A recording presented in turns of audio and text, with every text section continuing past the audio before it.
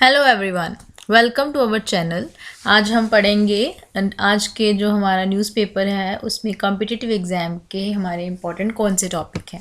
तो आगे बढ़ने से पहले please do like share and subscribe the video ताकि हम आपके लिए रोज़ रोज़ नया कंटेंट ला सकें। Okay, so let's start. देखते हैं आज के हिंदू में क्या आया हमारे important. The first one is problem in India's growth story. इसमें जो राइटर है उन्होंने लिखा हुआ है कि जो स्लो डाउन है ना, इकोनॉमिक स्लो डाउन, वो कोविड-19 जब था उससे पहले का ही है। तो जो लोग बोल रहे हैं, जो इकोनॉमिस्ट बोल रहे हैं कि कोविड पेंडेमिक की वजह से इकोनॉमिक डाउनटर्न हुआ है, वो ज़्यादा एक्यूरेसी में नहीं है। ठीक है, तो उन्होंने क्या बोला है कि slow down in India started much before the pandemic. कैसे? उन्होंने बोला कि जो स्ट्रक्चरल इश्यूज थे ना, रुपी का और इन्फ्लेशन का जो रेट था वो डिक्लाइन होता गया लास्ट 1 ईयर में। ठीक है, यूएस के डॉलर के हिसाब से इंडिया का जो रुपी है काफ़ी डिक्लाइन हो रहा है ना। इन्फ्लेशन भी 7.4% हाई है। अनएम्प्लॉयमेंट बहुत ज़्यादा है। अक्टूबर में कितनी हुई? 7.8%। इवन कि इंटरनेशनल लेबर ऑर्गेनाइजेशन की जो रिपोर्ट है उसने भी यही बोला कि उनमें जो रेट था ना अनएम्प्लॉयमेंट का, कितना था? 28.3%। और जीडीपी ग्रोथ जो आईएमएफ ने जो फोरकास्ट दिया है इंडिया का, वो कितना दिया है नेक्स्ट ईयर के लिए? 6.1%। ओके जी, तो क्या क्या रीजंस हैं उन्होंने बोला है। एक तो है इकोनॉमिक डिस्रप्शंस।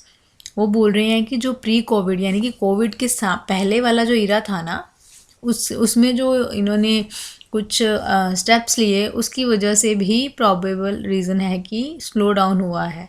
कौन कौन से उन्होंने बोले हैं स्टेप? डीमोनेटाइजेशन और जीएसटी रिफॉर्म्स। ये उनका व्यू पॉइंट है। ओके, जो आपके एडिटोरियल में आया। देन इवन कि उन्होंने बोला कि इकोनॉमिक सर्वे है ना जो 2020-21 का, उन्होंने भी बोला है डेप्ट फोरबियरेंस हुई है आरबीआई की। फोरबियरेंस क्या है?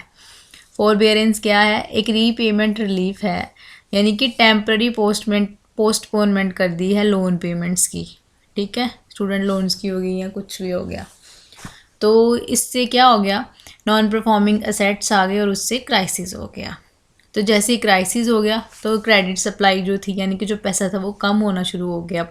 उसके बाद क्या हो गया? क्रेडिट जो पब्लिक सेक्टर बैंक्स थे वो कम हो गया, और जो एनबीएफसी लिक्विडिटी क्राइसिस था वो हो गया। और क्या बोला कि यूथ एम्प्लॉयमेंट जो है बहुत ही कम है। ये सही भी है ना। तो एग्रीकल्चर जो थी, जिनका प्रोस्पेक्ट था, वो भी कम हो गया। तो शहर से गांव से लोग शहर आना शुरू कर गए। जैसे वो शहर में आए, रिसोर्स क्रंच हो गया, रिसोर्स पे प्रेशर पड़ा। ठीक है, तो क्या हो गया? स्किल्स नहीं है, तो इंडस्ट्रियल बेस इतना नहीं उन पे यूज़ हुआ। इवन की जो इन्वेस्टमेंट रेट थी हमारी, मैन्युफैक्चरिंग बेस भी बहुत कम था। तो उसकी वजह से ये सारे इंडिकेटर्स उन्होंने बोला है कि कलेक्टिवली कॉन्स्टिट्यूट कर रहे हैं हमारे ग्रोथ जो है ना, इंडिया की जो ग्रोथ है उसको हैम्पर कर रहे हैं। तो क्या उन्होंने ये भी बोला कि मेजर्स जो है ना कुछ ऐसे होने चाहिए कि जो अडेप्टेबल हों और सबका उसमें सपोर्ट हो। क्या बोला उन्होंने? स्किलिंग रीस्किलिंग करिए यूथ की, ताकि उनके प्रॉपर एवेन्यूज़ मिले, एम्प्लॉयमेंट अपॉर्चुनिटीज़ जनरेट हो। बट एक साइड पे अगर हम देखें तो गवर्नमेंट हमारी ये इश्यूज़ कर भी रही है सॉल्व, है ना। स्किल डेवलपमेंट के इम्पोर्टेंट लिख लीजिए। हमारा जो माइंड सेट है वो यही है कि हमें गवर्नमेंट जॉब चाहिए। बट आप ये भी देखिए कि जो स्किल सेट है ना उसके हिसाब से आप अपना देखिए, तो जॉब्स बहुत ज़्यादा हैं अगर जितना आप स्किल ला सकें रेलेवेंट। ठीक है, तो वो हो भी रहा है ना। वोकेशनल ट्रेनिंग्स हो रही हैं, गांव में भी आजकल लोन्स मिल रहे हैं। इवन कि आप अपने आसपास ही देख लीजिए, ई रिक्शाज जहाँ जिस सिटीज़ में नहीं चलते थे वहाँ पे चल रहे हैं ना। तो स्किल तो कुछ तो है ना उनमें, कि क्या आराम से बैठना, घर पे बैठना, अनएम्प्लॉयड बैठने से अच्छा है ना कि आप कुछ प्रोडक्टिव कर रहे हैं, है ना। तो कहीं कहीं गवर्नमेंट कुछ ऐसे चीज़ें भी कर रही है। देन कम्स कैपेसिटी बिल्डिंग बनाए हैं ना, जैसे प्रधानमंत्री गरीब कल्याण योजना, आयुष्मान भारत योजना वगैरह थी, है ना। उसमें भी बहुत ज़्यादा एमिनिटीज़ प्रोवाइड हो रही हैं। क्रेडिट सप्लाई कर रहे हैं वो पब्लिक सेक्टर बैंक के लिए, है ना। लास्ट माइल रीच कर रहे हैं। इवन कि एफडीआई के लिए भी काफ़ी कुछ बोल रहे हैं। उन्होंने जो ब्रैकेट है वो हटा दिया है, कईयों को तो 100% एफडीआई का अप्रूवल दे दिया है ना। तो ऐसा कुछ उन्होंने बोला है। बेसिकली क्या बोला है, स्किलिंग और रीस्किलिंग की ज़रूरत है। ठीक है जी, ये हो गया हमारा एक part. Then comes case study. Case study ये आ जाएगी हमारी एथिक्स के हिसाब से। तो है क्या इसमें कि जो टेस्ला के ऑटो पायलट कार्स है ना, जो है ना 2015 में आई थी, उस पे ना लॉ सूट्स और क्रिमिनल केसेस आ रहे हैं। क्यों? क्योंकि जो टेस्ला का जी कार्स है ना, इन्होंने एक्सीडेंट कर दिया है काफ़ी ज़्यादा। तो उसमें उन्होंने क्या कंसेप्ट क्या आ रहा है वहाँ पे, ऑटोनमस व्हीकल्स। हमें पढ़ना है कि ऑटोनमस व्हीकल्स है क्या। These are driverless cars. ठीक है, एक व्हीकल सेंसिंग सराउंडिंग होता है इन्वायरमेंट का, वो नेविगेट कर सकते हैं बिना इंसान की इनपुट के। ठीक है, मल्टीपल सेंसर्स आते हैं और टेक्निक्स आती हैं इसमें। कुछ ऐसा क्या है इसमें, सेंसर्स कौन कौन से हैं देखिए। लॉन्ग रेंज रडार है, जो ये जो ब्लू कलर का डार्क ब्लू में है, अडेप्टिव कंट्रोल वगैरह सब है ना उनमें। देन लिडार आ गया। रिडार्स में कौन कौन से आ गए, लॉन्ग रेंज रिडार आ गया, एक लिडार आ गया। Then comes camera. ठीक है, एंड शॉर्ट और मीडियम रेंज रिडार्स। बेसिकली ये कुछ ऐसा व्यू है जो आप देख रहे हैं अपनी स्क्रीन्स पे। ठीक है जी, तो इसमें बोल रहे हैं कि बेनिफिट्स क्या क्या हैं। बेनिफिट क्या होएगा, एक्सीडेंट कम हो जाएंगे, क्योंकि कभी कभी होता है ना, लोगों ने फ़ोन लगाए होते हैं या कहीं ध्यान नहीं होता, थोड़ी सी बोलते हैं ना दुर्घटना, सावधानी हटी तो दुर्घटना घटी। ऐसा होता है ना, किसी का नहीं ध्यान हो, थोड़ा सा हो, तो उससे ह्यूमन एरर से एक्सीडेंट हो जाते हैं ना। कुछ प्रॉपर आइडिया नहीं लगा कितना गैप था या कितना कुछ भी हो सकता है। ह्यूमन में स्ट्रेस भी नहीं होएगा। अगर ऑटोमेटिक होंगी कार्स, ड्राइवरलेस होएंगी तो क्या इशू आ जाएगा। ठीक है, देन ट्रैफिक कम होएगी, कंजेशंस भी कम हो जाएंगी, और अनप्रोडक्टिव जो ड्राइविंग टाइम है किसी को जाना हो तो वो सेव हो सकता है। ट्रैफिक रूल्स फॉलो होएंगे, क्योंकि एक मशीन चल रही है ना, अगर रुकी है तो सेंसर क्या बोलता है, रुको, अगर जाना है तो जाओ, है ना। बट इसमें हमारा मोरल इश्यूज़ क्या है। पहला आ गया जी अकाउंटेबिलिटी। अगर समझ लीजिए, अगर एक मशीन चल रही है, जैसे कि ये ड्राइवरलेस कार चल रही है ना, तो अकाउंटेबिलिटी क्या आएगी। अगर इसने बाई चांस एक्सीडेंट हो गया तो लाइबिलिटी किस पे आएगी, कौन जिम्मेवार होगा, कार बनाने वाला या जिसके नाम पे कार है ना। इशू आ गया ना, ये आ गया एक मॉरल डायलेमा आ गया। देन कम्स की लॉ वर्सेस एथिक्स। इसमें क्या आएगा कि जो ऑटोनमस कार्स है ना, उसमें एक सेंसर डाला होगा, तो सेंसर तो प्रॉपर रूल्स फॉलो करेगा। बाई चांस कभी ऐसा हो गया कि ट्रैफिक रूल्स कंप्रोमाइज़ करने पड़ते हैं कभी कभी ना, क्योंकि कोई एम्बुलेंस जा रही है, अगर वो ड्राइवरलेस होएगी, अगर कोई आगे थोड़ी कंजेशन होएगी या ट्रैफिक होएगी तो वो तो रुकेगी नहीं ना, तो वो इशू आ जाता है। देन कम्स की ह्यूमन वैल्यूज़ का डिस्प्ले होएगा कैसे। अगर किसी का एक्सीडेंट हो गया, क्या ड्राइवरलेस कार रुकेगी और गुड समारिटन एक्ट करेगी, यानी कि किसी का एक्सीडेंट हो गया तो उसको हॉस्पिटल लेके जाएगी, हो सकता है ऐसा मशीन। एक ये इशू आ गया। तो इवन कि अगर एक्सीडेंट हो गया तो क्या ये रुक जाएगी एक्सीडेंट के बाद। ठीक है जी। Then comes environmental impact. क्या होएगा, ग्रीन हाउस गैसेज इमिशंस तो होएंगी ना। और automation versus livelihood, job loss हो जाएगी ना। जो काम एक ड्राइवर ने करना था वो अब मशीन कर रही है, तो वो बेचारे आराम से वेले बैठ जाएंगे, है ना। उनके पास कोई एम्प्लॉयमेंट नहीं होएगी, इनके पास सिर्फ जॉब ड्राइविंग का लाइसेंस था। ठीक है जी। तो ये भी एक अनुमान लगाया जा रहा है कि ना 69% ऑफ द जॉब जो होंगी ना इस फील्ड की, वो ये ऑटोमेशन जो ड्राइवरलेस कार्स हैं ये खा जाएंगे। ओके, बेसिकली अगर आपका फ़ोन है वो भी एक डिजिटल टूल है ना, वो भी हैक हो जाता है, तो सेम सेंसर जो है वो अगर कार में लगा तो वो भी हैक हो जाएगा। तो अब जो हैकर्स हैं, कोई भी हो सकता है ना, कहीं भी लेके जा सकते हैं, तो एक सिक्योरिटी ब्रीच आ जाएगी। ठीक है, ये थोड़ा टेबल है जो हमने आपको पीछे बताया, ये उसी का फॉर्म है। क्या हो जाएगा देखिए, लेफ्ट पे ऊपर क्या लिखा है, हैकिंग डायलेमा, है ना। क्या ही पता चलेगा, कोई सेंसिटिव डाटा किसी ने चुरा लिया। देन कम्स एथिक्स क्या होंगे, रोबोट्स ही है ना एक तरह के, उनको बस एक प्रोग्राम दिया है, ये करना है ये करना है, बीच में अगर कुछ मिस हैप हो भी गया तो उसको नहीं रुकना है ना, तो रूल्स तो वायलेट हो जाएंगे। पूरा कंट्रोल आप ड्राइवर को ही दे रहे हैं जो कि मशीन है ना। ये सब हमने पढ़ लिया पीछे। Then comes NRI voting. इसमें ना एक कंसेप्ट आ रहा है NRI वोटिंग का, जो हमें इम्पोर्टेंट है कि जो माइग्रेंट लेबरर्स हैं ना, वो रिमोटली ना अपने वोट को कास्ट कर सकते हैं इलेक्टोरल प्रोसेस में।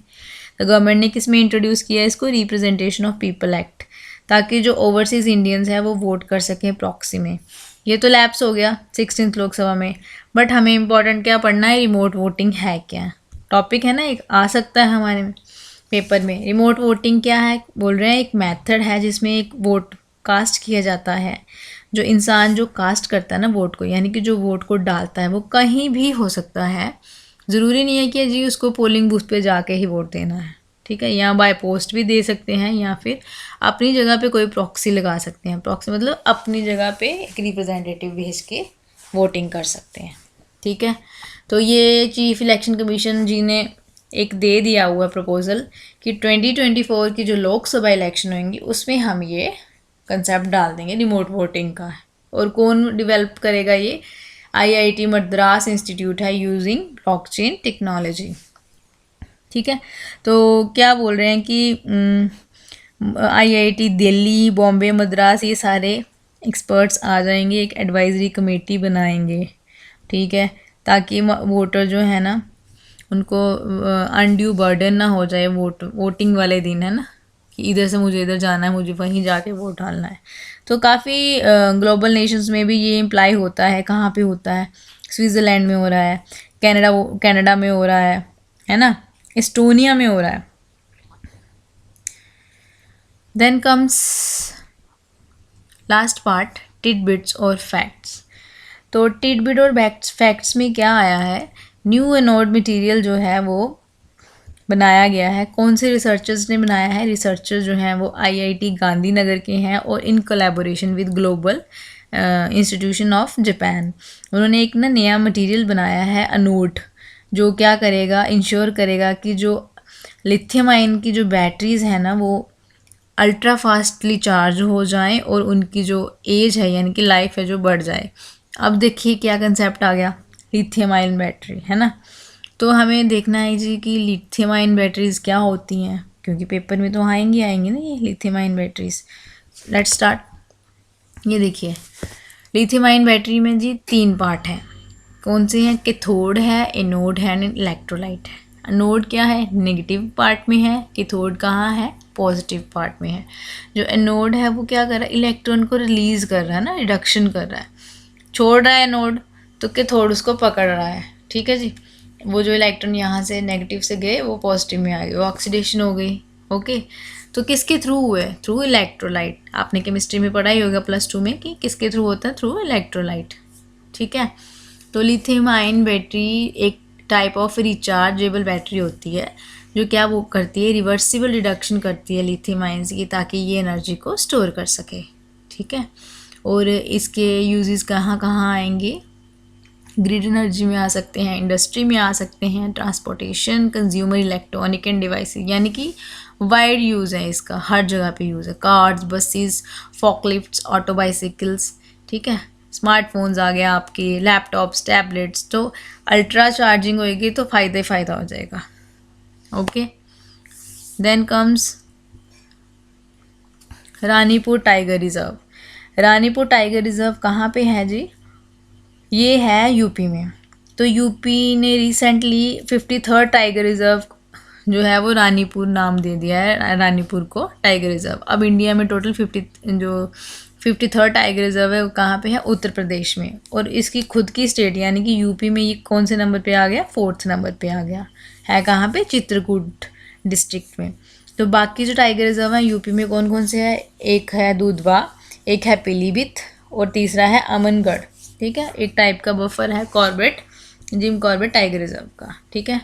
और देख लीजिए आप इसकी लोकेशन भी, ये आ गया रानीपुर वाइल्ड लाइफ सेंचुरी, ठीक है। ऊपर इसके आ गया ईस्ट में आ गया, नॉर्थ ईस्ट में आ गया गोरखपुर, और इधर आ गया इसका वेस्ट में आ गया, नॉर्थ वेस्ट में आ गया लखनऊ, और उसके नीचे आ गया कानपुर।